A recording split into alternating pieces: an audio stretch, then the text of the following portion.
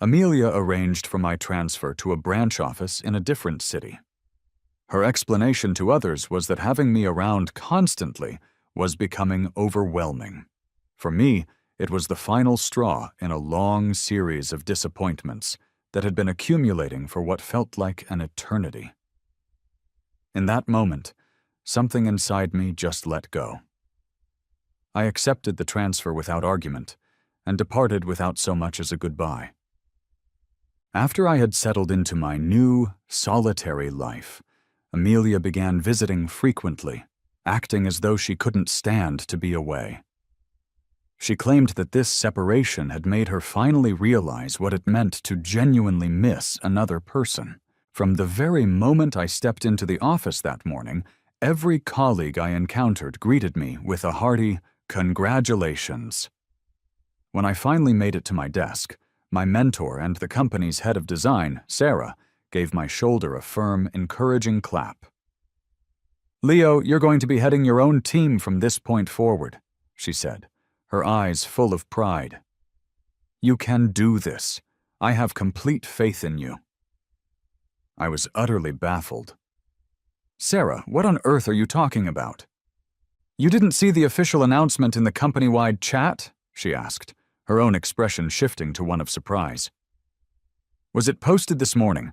I was in the car, so I wasn't checking my phone," I explained as I woke up my screen. I located the announcement, enlarged the image, and read the text carefully, word by word. A sensation like a paralyzing shock washed over me, rooting me to the spot. "Leo, are you only just learning about this transfer now?" Sarah's voice pulled me from my stupor.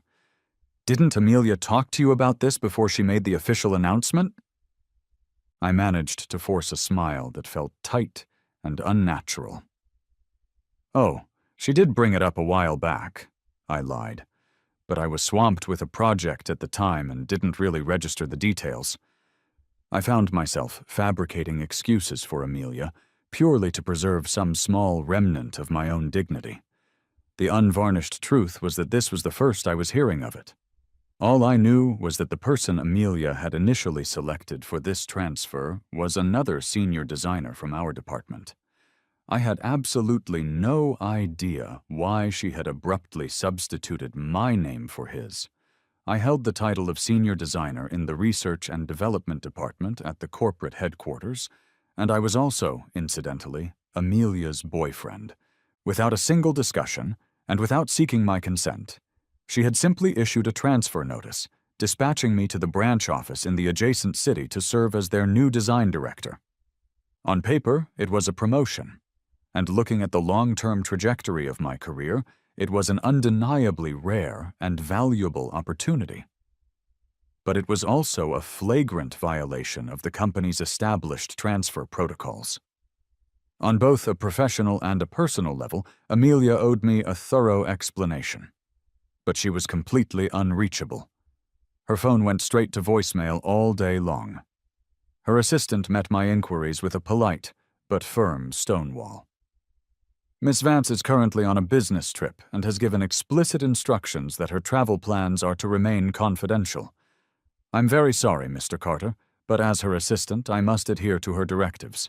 I am unable to reach her myself, but please be assured, the moment I make contact, I will inform her that you were trying to get in touch." It was the kind of polished, rehearsed dismissal she likely used on minor suppliers, hoping to secure a meeting with Amelia. I understood the message loud and clear.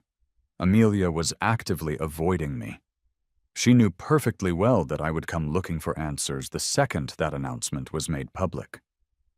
Perhaps she hadn't yet formulated what she wanted to say, or perhaps she simply couldn't be bothered with the inconvenience of dealing with me, so she had made herself scarce.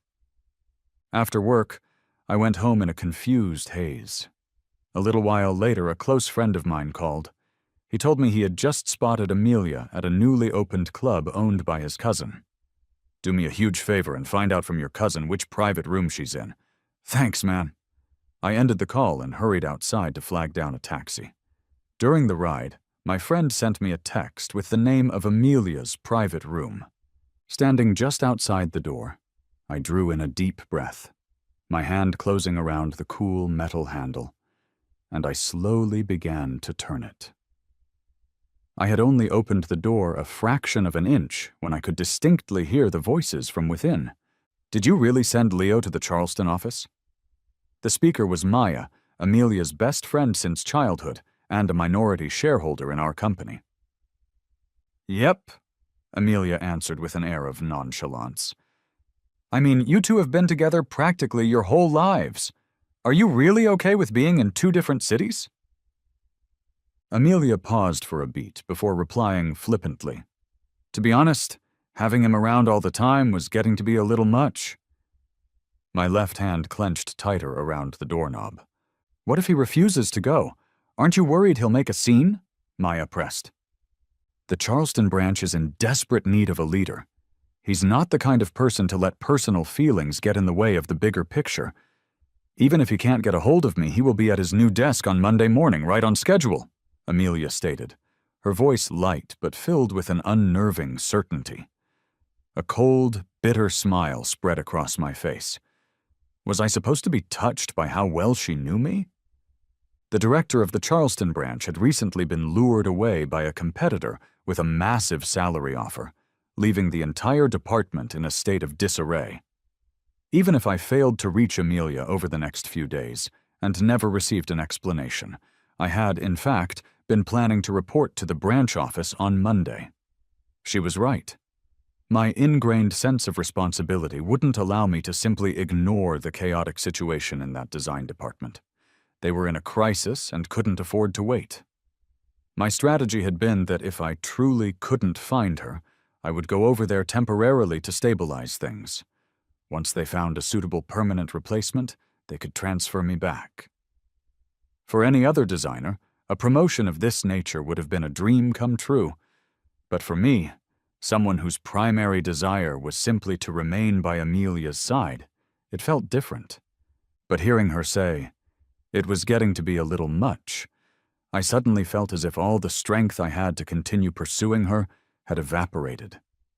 For the past 2 years, I had been aware of Amelia's growing impatience with me. Yet, I had only allowed myself to feel a mild sense of disappointment, reassuring myself that even the most intense relationships naturally cool over time. It was a normal part of a long-term partnership. After all, we had been a couple for so long. It's impossible for anyone to maintain a state of high-intensity passion and boundless energy indefinitely.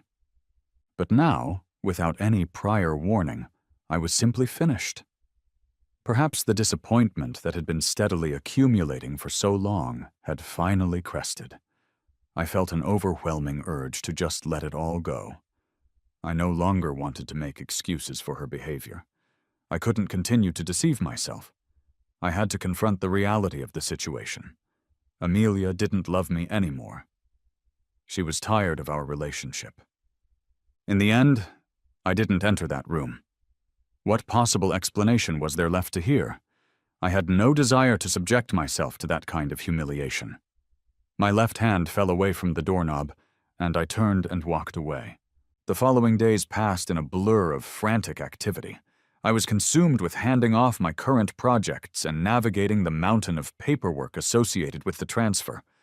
I was busy packing up my apartment, purchasing new household necessities, and arranging for shipping. The Charleston office wasn't as large as headquarters, but it was an expanding market, and this represented a genuine opportunity to build something significant. I considered the possibility that I might be there for a very long time. Perhaps I would even put down permanent roots there. It was crucial to think ahead and ensure I had everything I might need. On Sunday, I made the drive to Charleston by myself. Monday morning, I reported to the new office at the scheduled time. I then threw myself into my work with such intensity that I lost all track of the days and nights. The former director's sudden departure had created a mountain of unresolved issues, which proved to be more than enough to occupy my mind and keep other thoughts at bay. By the time I had managed to get everything organized and running smoothly, more than a month had passed. It was only then that it occurred to me that Amelia and I hadn't exchanged a single word in over 30 days. Before, the idea of such a silence would have been inconceivable to me. But now that it had actually happened, it didn't feel like a significant event. I used to crave being by her side every moment of every day. Now, after a full month of no contact, my life was proceeding as normal. I felt perfectly fine. I hadn't even experienced a single night of lost sleep. What was even more peculiar was that during that entire period, I had rarely even thought of her. With my work responsibilities finally in order, I could at last take a moment to breathe. That evening, I treated my department colleagues to dinner. One of my team members, whose role necessitated frequent communication with headquarters, shared a bit of gossip. I heard that a new manager was just hired in the administration department back at corporate. Apparently, he's got some serious connections. What was his name again? Right, Julian Vance. On his very first day, Amelia personally gave him a tour of the entire office. Julian Vance. I froze for a fraction of a second. It had been a very long time since I had heard that name. No wonder. I let out a soft chuckle. The piece of the puzzle I had been missing for so long had suddenly and clearly fallen into place. Amelia gave him the tour herself? He must be an important figure, someone remarked. How old is this Julian guy? Is he good-looking? The younger designers in the department began to chatter excitedly. Probably around Amelia's age. He looks very sharp, sophisticated, definitely carries himself with an air of importance. Do you think he's Amelia's boyfriend? I don't know about that, but I thought I heard she was in a serious relationship with someone. Really? Hey, Leo, you used to work at HQ. Did you ever see Amelia's boyfriend? All eyes suddenly swiveled in my direction, shining with curiosity. I feigned ignorance. Not really sure. Still, I think you and Amelia would make a fantastic couple. You're a perfect match, the same guy blurted out. That photo of the two of you together is so nice to look at. I still have it saved on my phone. Someone else looked surprised. What? There's a picture of Leo and Amelia together? Well, it's not just the two of them. There are other people in the shot, but they're the ones that really catch your eye. I found it in an article on the company's official blog. They both just looked so incredible that, as a sucker for attractive people, I had to save it. With that, he took out his phone and passed it around for everyone to see. They all leaned in to get a better view. It looks like Amelia is leaning in towards Leo. They really do look great together. Right? I totally used to ship them. I glanced at the photograph and instantly recalled the day it was taken. It was from 3 years ago, shortly after I had first joined the company, during a new product launch event. At the time, I had been the one to ask Amelia to keep our relationship private. Office romances inevitably become a source of gossip, especially when your girlfriend happens to be the president of the company. I had no desire to become the main topic of conversation in the break room. Amelia had been sullen about it for a while, complaining that she couldn't even visit me at my desk openly or have lunch with me, and that it felt like we were having some kind of clandestine affair. That day at the launch event, members of the media were present and taking photographs. The designers from our R&D department were all arranged in a line, and Amelia walked over to join us last. She deliberately chose not to stand in the center. Instead, as if by pure chance, she positioned herself right next to me. Sarah tried to guide her towards the middle, but she resisted. You were the single biggest contributor to today's launch. You deserve to be the star in the center of the picture. As she said this, she subtly leaned her body towards me. I kept my head down, trying to discreetly create a bit of distance between us. Suddenly, someone grasped the hand I had held behind my back. I froze and looked over at her, but she simply put on a perfectly composed expression, offering the cameras her standard professional smile. No one in that room knew that the esteemed Miss Vance was secretly holding the hand of the man standing beside her while posing for the official photographs. And so the picture was taken and later featured on the company's blog. Thinking back on it now, I have to concede that I could feel it then. Amelia truly did love me once. It's just that time, as quietly and imperceptibly as it moves, possesses a shocking amount of power. It has the ability to make love diminish and ultimately vanish. Over the next few days, Amelia's social media feed was suddenly active with constant updates. One day she was horseback riding or rock climbing with a group of friends. The next, she was enjoying the nightlife at some upscale club. It appeared she was managing perfectly well without me. And in every single one of those photographs, I could see Julian Vance. Amelia had never been someone who shared her personal life. Her feed could go for years without a single new post. I wasn't sure if Julian's return had prompted a change in her, sparking some newfound desire for self-expression. But I was no longer interested. My mind was entirely consumed with the design plans for the new product line. I would glance at the photos on her feed, and then set my phone aside. That evening, long after work hours, I was still in my office making adjustments to a design draft when my phone rang. I stared at the name displayed on the screen, momentarily taken aback. It was Amelia, who hadn't contacted me in over a month. The moment I answered, her familiar, cool voice came through the receiver, punctuated by a light laugh.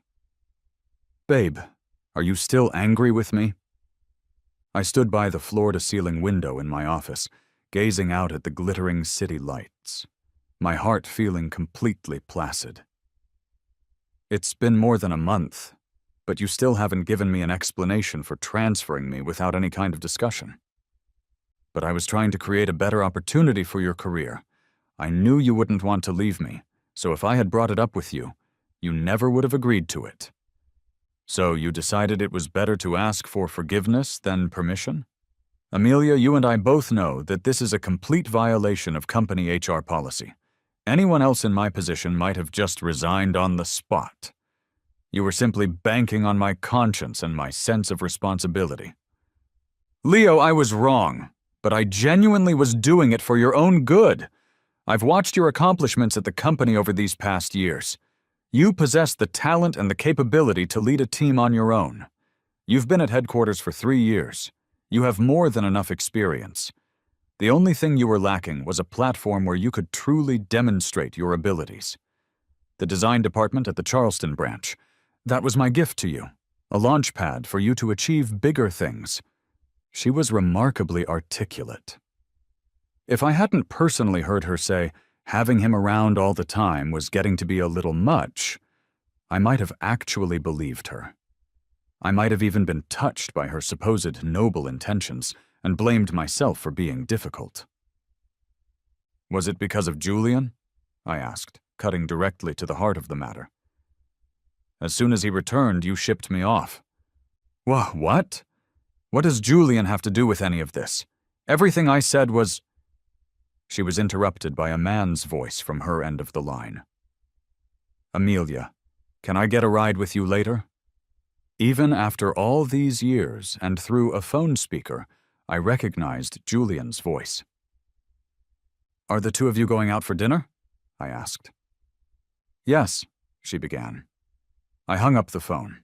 After a moment of consideration, I sent her a text message. "Let's break up." When I arrived home and finished my shower, I checked my phone to see dozens of missed calls, all from Amelia. As I was looking at the screen, it began to ring again. "Leo, what do you mean by that text?" I made my intentions perfectly clear. We're breaking up. Transferring you without your consent was my mistake, and I apologize for it. But I truly did it for your benefit. You can ask your father or your sister. Being the design director at the branch office is a fantastic opportunity, isn't it? For my benefit? Or for your own? I scoffed. Why would you say something like that? That night at the club, I was standing outside the door. I heard everything you said. I repeated her own words back to her slowly. Having him around all the time was getting to be a little much. Leo, listen to me. I had had a few drinks that day, and I was just talking nonsense. That's not how I truly feel. In vino veritas, isn't that the old saying? It's not like that, and it's not just about what you said, I stated calmly. For the last 2 years, I've felt the shift in how you treat me. Amelia, just admit it. You grew tired of me. You were sick of having me around. I left, just as you wanted. Shouldn't you be happy? There was a prolonged silence from the other end of the line. I do not agree to this breakup. You're just being impulsive right now. I'll give you some time. Let's both just cool off. Leo, I'll call you again in a few days. Whatever. A breakup isn't a divorce. I didn't require her permission. For days, Amelia's social media was a stream of photos of her drinking to excess. I quietly muted her updates. Out of sight, out of mind. Work was demanding. In addition to the new product designs, the department had also brought on 3 new hires. Among the current designers, only 2 had enough seniority to act as mentors, so I assigned 1 newcomer to each of them. That left 1 new employee for me to train personally. I sighed. The team was still understaffed. We desperately needed more experienced designers. Fortunately, the young woman I was mentoring, Clara, was intelligent and dedicated. She was a truly promising talent. The only thing was, she was a bit too savvy for her own good. From the day she began referring to me as boss, she also started bringing me a hand-ground coffee from the boutique shop downstairs every single morning. One afternoon during lunch, my office door was ajar. She happened to walk past and saw me eating a plain piece of bread. Her expression was one of shock. Boss? You're just having bread for lunch? I'm on a tight deadline for a report and didn't have a chance to go out or order anything, I explained, gesturing towards my computer screen. The branch office wasn't as large as headquarters. We didn't have an on-site cafeteria. Sometimes when I was working late to meet a deadline, I'd forget to eat until I was famished. So I had bought a large box of bread to store in my office for those occasions, just to have something to get me through. Boss, wait right here, Clara said, then quickly hurried away. 10 minutes later, she came back holding an elegantly packaged meal. This was the only restaurant without a line. I was worried you were starving, so I just grabbed this for you. I don't know if you'll like it, but it has to be better than nothing. I glanced at the logo on the container and was momentarily speechless. You know why there isn't a line there? Because it's incredibly expensive. Is it? Her disbelief seemed genuine. Considering her usual attire of designer clothing and the sports car she drove to work, I understood. She was clearly from a very wealthy family. From that day forward, Clara ordered an extra lunch for me every single day. She flatly refused to accept any money I tried to give her for it. I know you're not short on funds, but you can't be this wasteful. Your family's money didn't just appear out of thin air. Your parents had to work hard for it, right? She just smiled. My dad says that back in his day, an apprentice had to show deep respect for their master and bring them gifts on special occasions. You're my mentor, so it's only right that I show my gratitude. What's buying you lunch every day? My dad thinks I'm being cheap. He wants me to choose a proper gift for you. Don't you dare, or I'm dropping you as my apprentice, I warned. Okay, fine, she said, looking genuinely dejected. Every day after work, as long as I was still in the office, Clara wouldn't leave either. I have a lot on my plate, so I often stay late. Once you've finished your own tasks, you should just head home. We don't have that kind of culture where employees can't leave until the boss does. No way. I need to learn as much as I possibly can. I heard they're only keeping 2 of the 3 new hires, and I don't want to be the one who doesn't make it through the probationary period, she argued. After getting to know Clara better, I found out that her family owned the largest supermarket chain in the region. They also had significant investments in real estate, restaurants, and various other industries. The lunch she brought for me every day came from one of her family's own establishments. Not wanting to feel indebted to her, I began taking her out for a meal whenever we both worked late. One day, my car was at the dealership for routine maintenance. After we had finished dinner, Clara insisted on giving me a ride home. I thanked her at the curb downstairs and turned to walk towards my apartment building. Just as I got to the main entrance and was about to use my key card, an elegantly dressed woman stepped out from the shadows. I jumped, nearly letting out a cry of surprise. "Leo, it's me!" Amelia's face became clear in the dim light. "What are you doing here? Wait, how do you even know where I live?" I was still trying to regulate my breathing.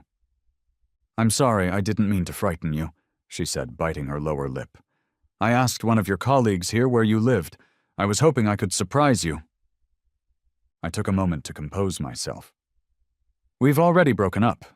Your visit isn't a surprise, it's a shock." She stepped closer and wrapped her arms around my waist in a tight embrace. Her familiar, warm fragrance enveloped me. "Who was that just now?" she asked, her voice tinged with a cold edge. "Oh, a new hire in my department. I'm her mentor," I said, gently trying to push her away. "You're the director. Do you really have to train new employees yourself?" "I have to. We're shorthanded." "Then how about I transfer a few more experienced designers from headquarters to help you out?" "Don't be ridiculous. I heard from Sarah that headquarters is short on designers, too." She didn't respond for a long moment. After a while, Amelia finally spoke. "It's been so long since I've held you. You're still the same. Just one hug from you is enough to calm my mind. It feels so good. The house feels so cold and empty without you. I don't even want to go home most nights. I post on my social media every day, acting miserable, getting so drunk that I end up in the hospital. And you don't feel even a little bit of sympathy for me. Without you here, nothing is interesting anymore. Even my favorite sports can't distract me. Can we please stop fighting? I was wrong. I don't want to break up with you." I had never heard her speak in such a vulnerable way, her voice filled with regret and a hint of a plea. The Amelia I knew had always been proud, always full of life. "Amelia, I felt it too," I said, looking directly into her dark eyes in the evening gloom. "There was a time when you wanted to leave me. You stopped loving me." She grew panicked. "No, that's not it. It was just a fleeting, mistaken feeling. I thought—" Her voice trailed off. "I thought I was tired of it. We've been together for so long that I almost forgot we were even a couple." It was true. We were childhood sweethearts, having grown up in houses right next to each other. Before we could even walk, our parents would place us on the same playmat to learn how to crawl together. From kindergarten through elementary, middle, high school, and college, we were always enrolled in the same schools. We even attended the same graduate program. In all those years, we had never once been separated. I had a moment of sudden clarity. My entire existence, up until that point, had been inextricably linked with Amelia's. Even people who live with their own parents for their entire lives experience friction, let alone a couple with no legally binding ties. So, after coming to terms with it myself, I understood what Amelia meant by feeling tired. You can't command your feelings. I couldn't force her to love me forever, to never change. I couldn't even guarantee that for myself, so how could I possibly demand it of someone else? You said it yourself. We were just together for too long. Now that we've recently separated, you're just not accustomed to it yet. You'll get used to it in time. That's not it. I know my own heart. Let's just leave it at that. Please don't come looking for me again. I opened the main door to the building and walked inside, closing it behind me and leaving her standing outside. "Leo!" her voice called out from behind me. "I miss you. I really, really miss you." I didn't slow my pace. I just kept walking straight ahead. It seemed as though Amelia suddenly had an abundance of free time. Every few days, she would make the drive down to the city. The official pretext was always to inspect the branch office's operations. Whenever she visited, The company would convene a meeting where all the department heads would present their progress reports to her. Once, after such a meeting, everyone else had filed out, but she remained seated in the conference room. "Director Carter," she called out to me as I, the last person to leave, was about to exit. "Could you please get me a cup of coffee?" She rubbed her temples as she spoke, looking utterly drained, her voice hoarse. "Sure," I replied. When I returned from the break room with the coffee and approached the conference room door, I paused. Amelia was leaning back in her chair, her eyes closed, her breathing deep and even. She had fallen asleep. I quietly pushed the door open and set the coffee down on the table. Just as I was about to slip out unnoticed, I heard a voice from behind me. "Thank you." I turned back. "You look exhausted. Haven't you been sleeping well?" She managed a small smile. "Are you worried about me?" "Yes, I pulled an all-nighter yesterday working on the new deal in the Middle East. Then I drove over 2 hours this morning to be here for the meeting." I thought for a moment before saying sincerely, "Honestly, the branch has a general manager here. You don't need to be so hands-on. A preliminary bid discussion like the one we had today. You really didn't need to come in person. Why are you working yourself so hard?" "It's worth it, just to see you for a moment," she said softly. I was at a loss for words. "Well, you don't look very well right now. Maybe you should go back to your hotel and get some sleep," I suggested. She shook her head. "No time. I have to get back to the city now for a 9 p.m. flight. I'm going to the Middle East on business for about 10 days. The thought of not seeing you for that long is why I rushed over here today. Just one look at you will be enough to sustain me for the next 10 days. I sighed. What was the point of all this? 2 weeks later, Amelia returned. Her plane landed in the city, and without even stopping at home, she drove directly from the airport to Charleston. She arrived at the office, looking weary from her travels, right as lunchtime began. Clara and I were having our meal on the company's rooftop terrace. Our light-hearted conversation came to an abrupt halt with her sudden appearance. "Miss Vance," Clara said, immediately getting to her feet. She glanced from Amelia to me. I'll just be going now. You two talk." The girl left in such a hurry that she forgot her lunch, which she had barely started. Amelia sat down in the chair opposite me, remaining silent for a long moment. "Have you eaten?" I asked, breaking the uncomfortable silence. Even if we were no longer together, she was still my boss. I had to maintain a basic level of professional courtesy. She stared at the 2 identical lunchboxes on the table and the identical meals they contained, her expression unreadable. "Did you two order lunch together?" she finally asked, her tone flat. I smiled. One time, Clara saw me eating bread in my office and insisted on ordering lunch for me. It's from her family's restaurant. It tastes pretty good.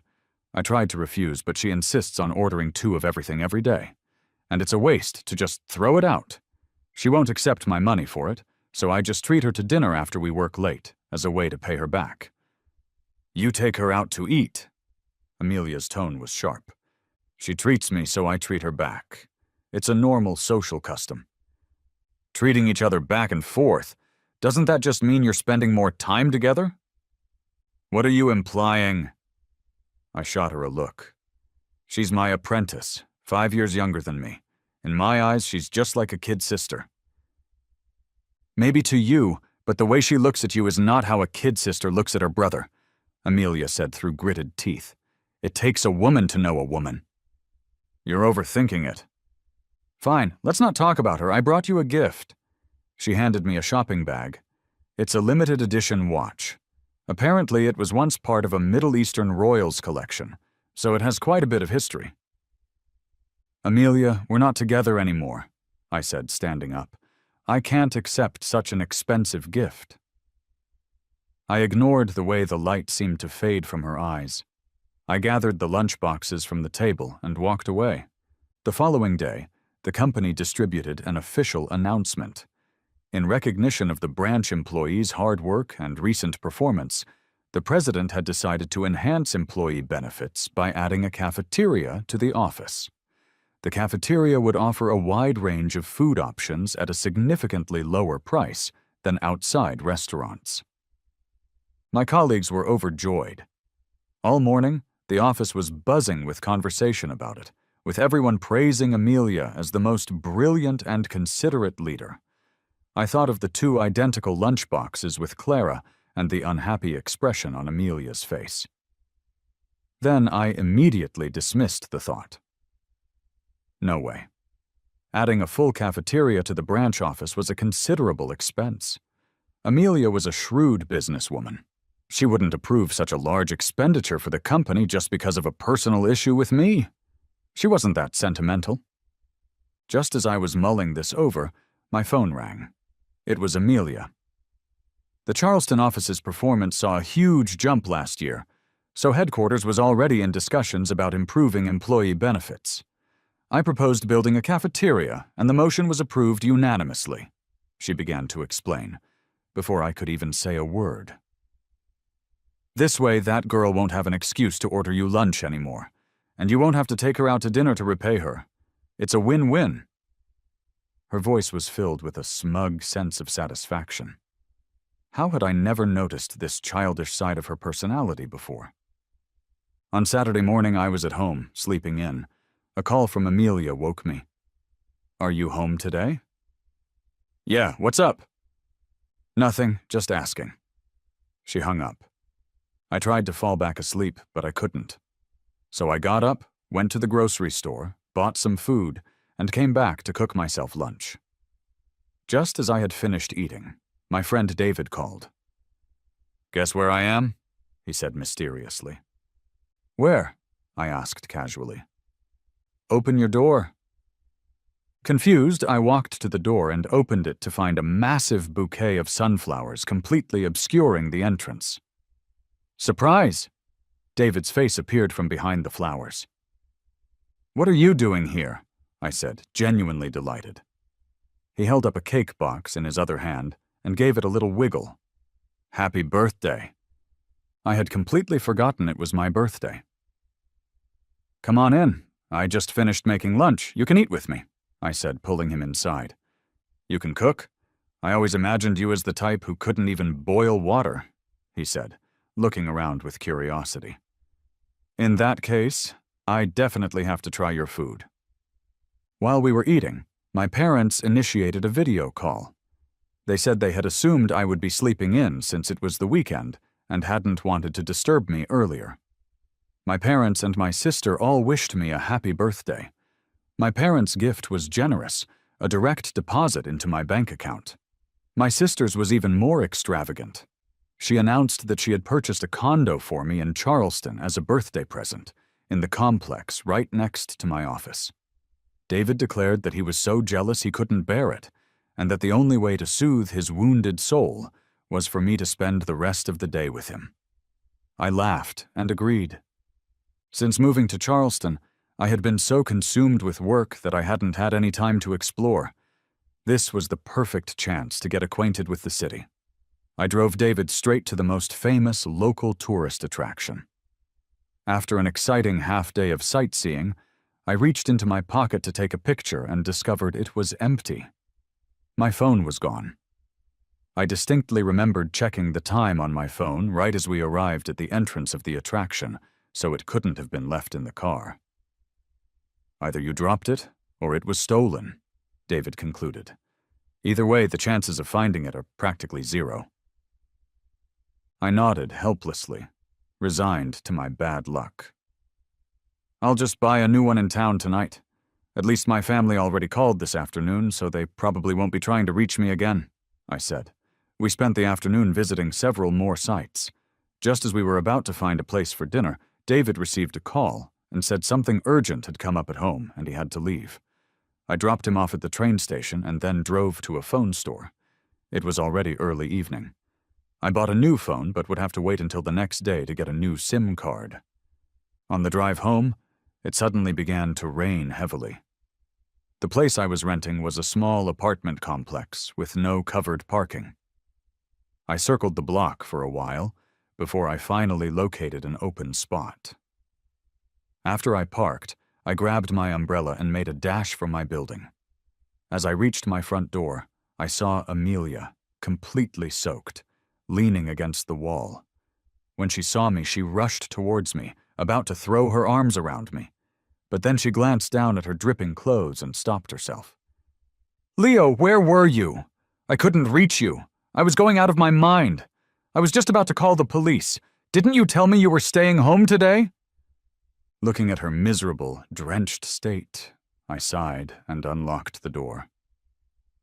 "You should go take a hot shower." I found a set of my own loose-fitting sweats and gave them to her. I could hear the sound of the shower running from the bathroom. I sat down on the sofa and began the process of setting up my new phone. The bathroom door opened, and Amelia emerged, wearing my clothes.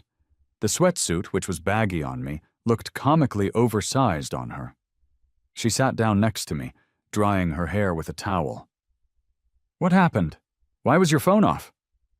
"I was out this afternoon and I lost my phone. I just bought a new one, but I haven't put a SIM card in it yet," I said, holding up the new device. Amelia let out a breath of relief. "Promise me you'll never let me be unable to find you again? Do you have any idea how terrified I was when I couldn't get through to you? I couldn't help but imagine the worst possible scenarios." "You know how that feels now, huh?" I said with a sarcastic smile. "What do you mean? The day headquarters sent out my transfer announcement, I couldn't reach you. Every time I called your phone, it was busy. For 5 consecutive days, you hid from me, ignoring my calls and my texts. Do you have any idea how hopeless I felt then?" Amelia stopped drying her hair, a look of shock spreading across her face. As if the reality of it was finally sinking in, she guiltily averted her gaze. After a long pause, she spoke, her voice thick with remorse. "I'm sorry. It will never happen again. I promise, any time you call me, I will pick up immediately." Then her tone turned mournful.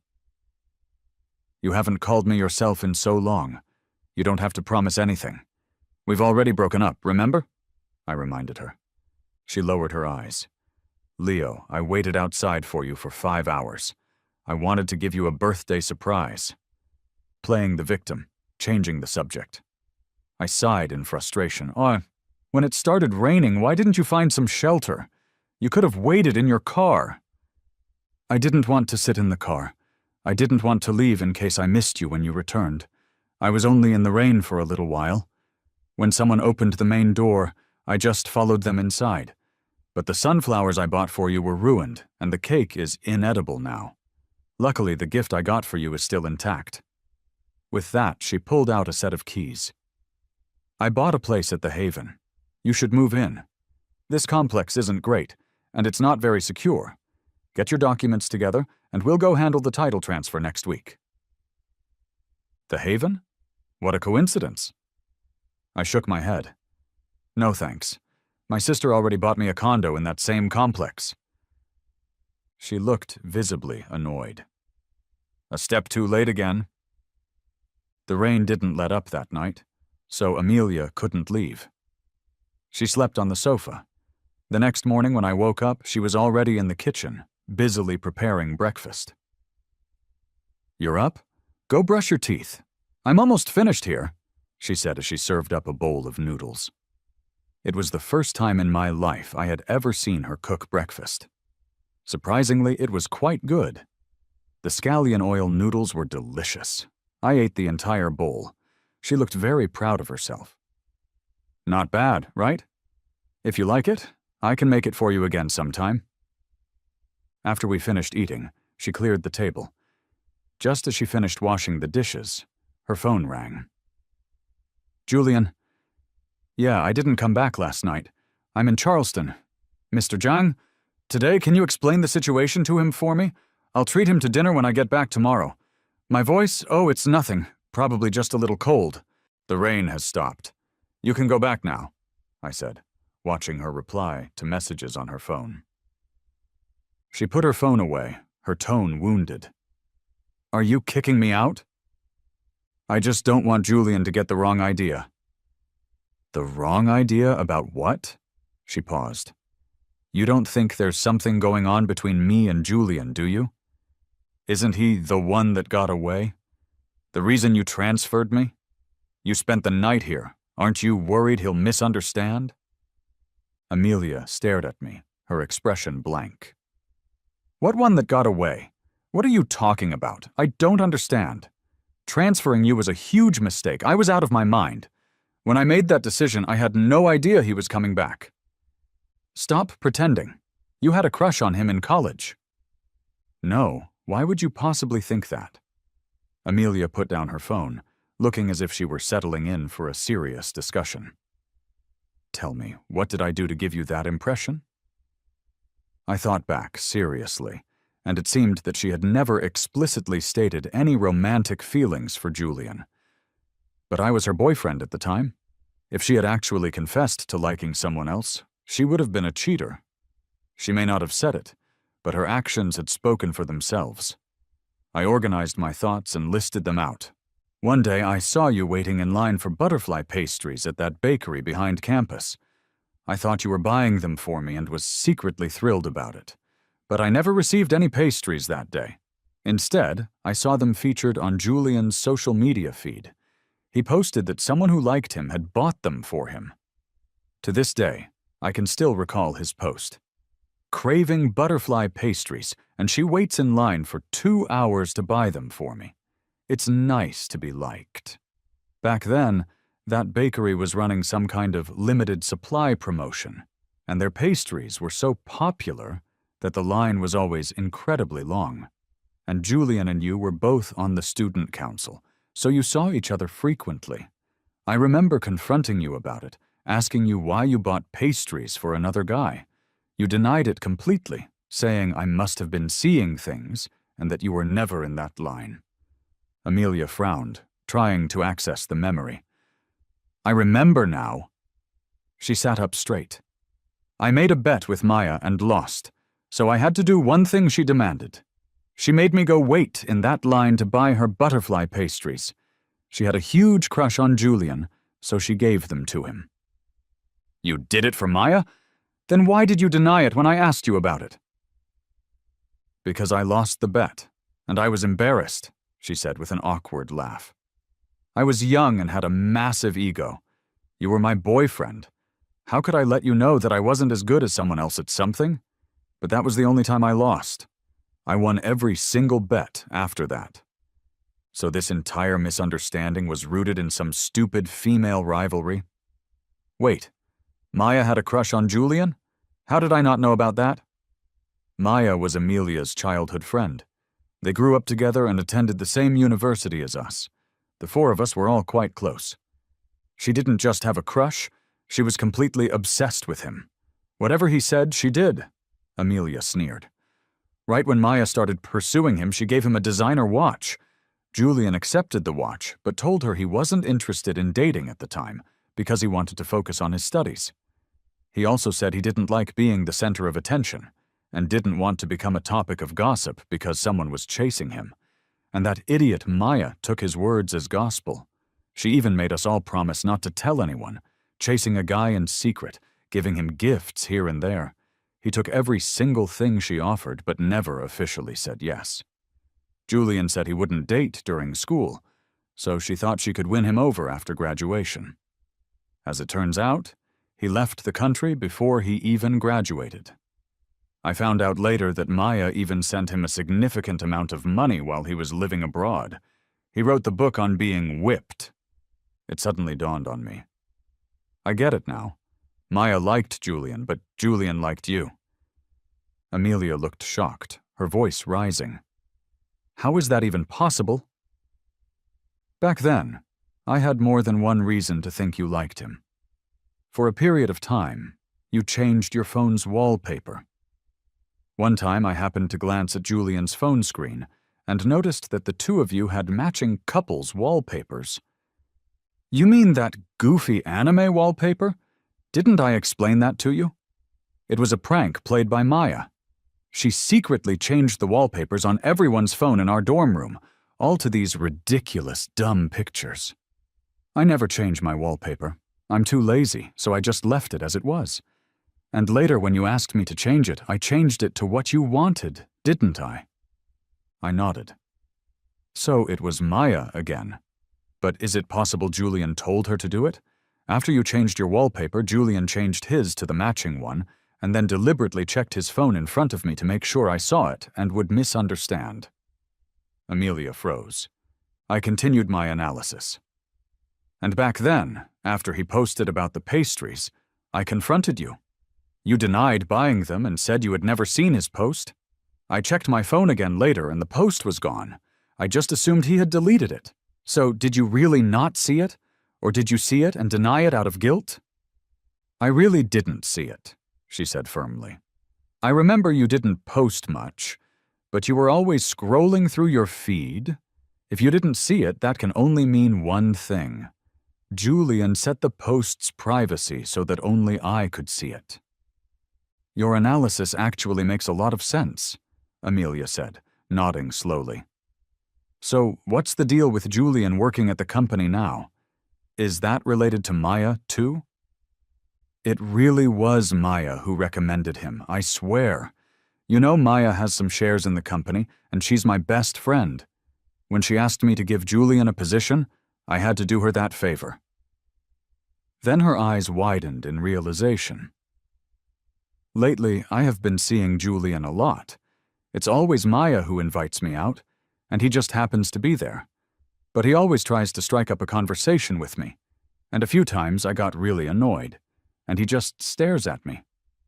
I get it now. He knew you transferred me.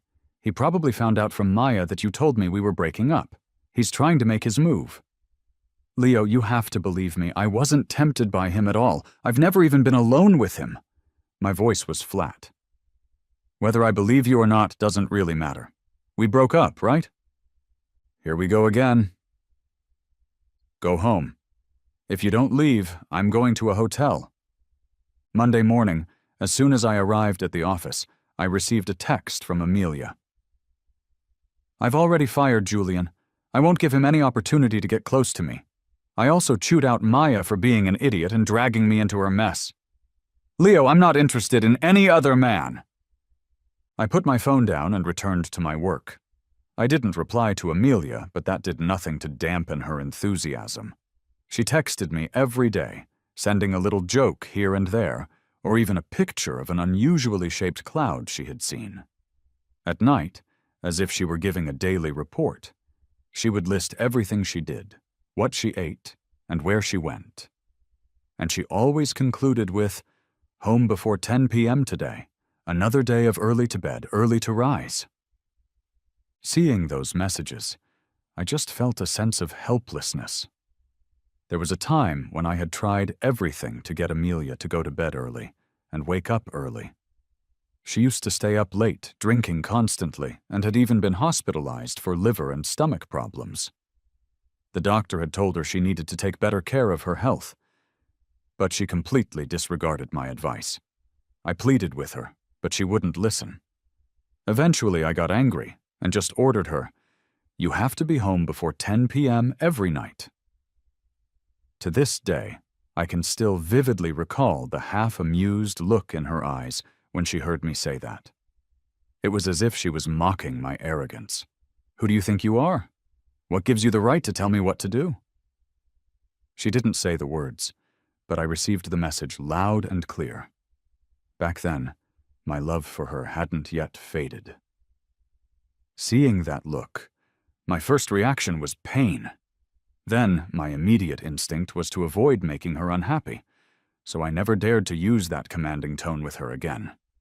She continued to do as she pleased, staying up late every night, partying at clubs with her friends until the early hours of the morning.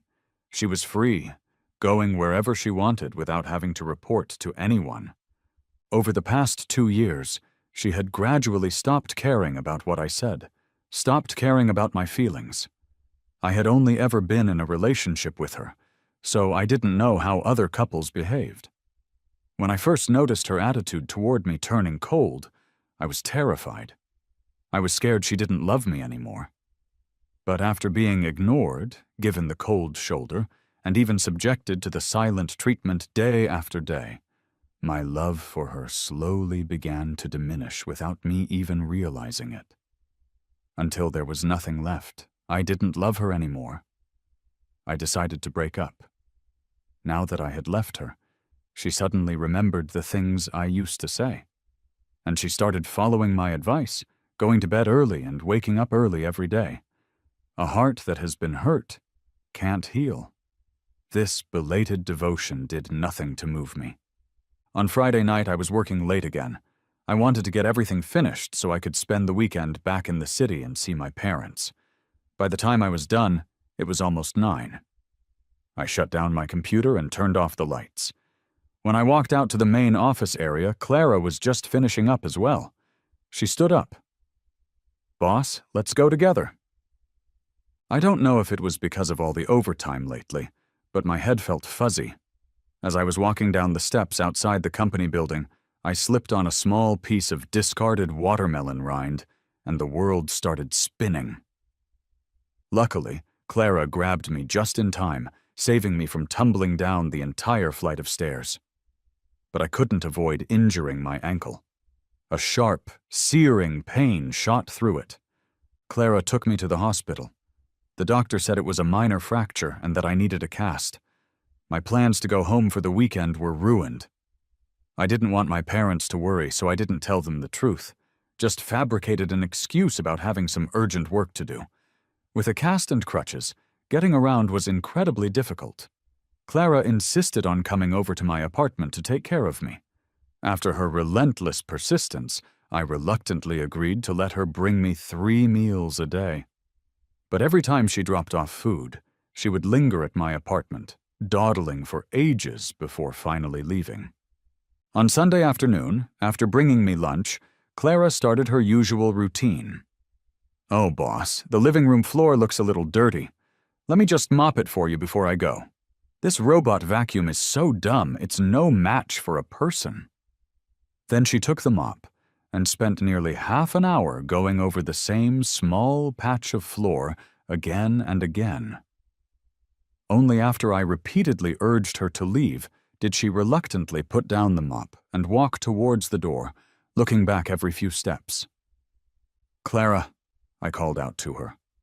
"I just got out of a relationship and I have no plans to start a new one right now. Besides, you're 5 years younger than me." As an adult, it was painfully obvious what Clara's intentions were with all her attentiveness. I decided it was best to be direct. "Don't waste your time on me." Clara was silent for a few seconds. "Your ex-girlfriend is Miss Vance, right?" "How did you know?" "I've never seen a company president visit a branch office so frequently. Plus, the way she looks at you is so obvious. I bet everyone else in the design department has figured it out too." "I'm not getting back together with her," I said. Before she could get her hopes up, I added, "But I'm not going to get with you either. Right now, I just want to focus on my career." Clara pouted. "You can reject me all you want, but I'm going to keep trying. Don't tell me what to do." She turned to leave in a huff. Just as she took a couple of steps, the doorbell rang. Clara opened the door to find Amelia standing on the other side. Amelia gritted her teeth. "What are you doing here?" Clara said smugly. "I'm here to take care of my boss." "Take care of Leo?"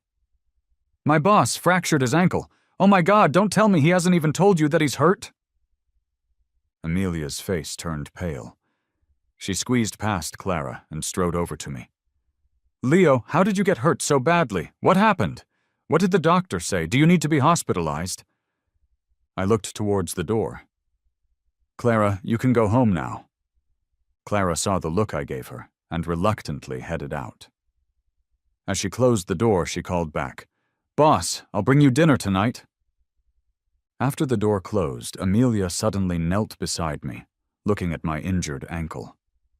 After a long moment, she looked up, her eyes filled with sorrow. "Leo, this hurts me so much. You got hurt, and you didn't tell me. Before, you would have called me right away about anything. You're treating me like a stranger." As she spoke, her voice cracked. It's my fault. I deserve this. I was such a jerk these past 2 years. I completely broke your heart. Now I constantly think about the things I did.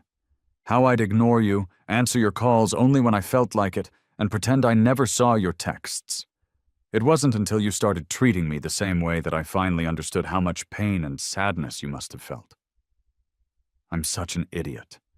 How could I have ever treated you like that, when I promised long ago that I would do everything in my power to make you happy for the rest of your life?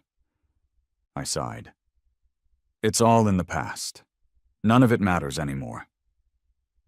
Amelia looked pained and buried her face in the sofa cushions. I ruined everything. I could have been so happy. Leo, I took you for granted. My life has always been too easy.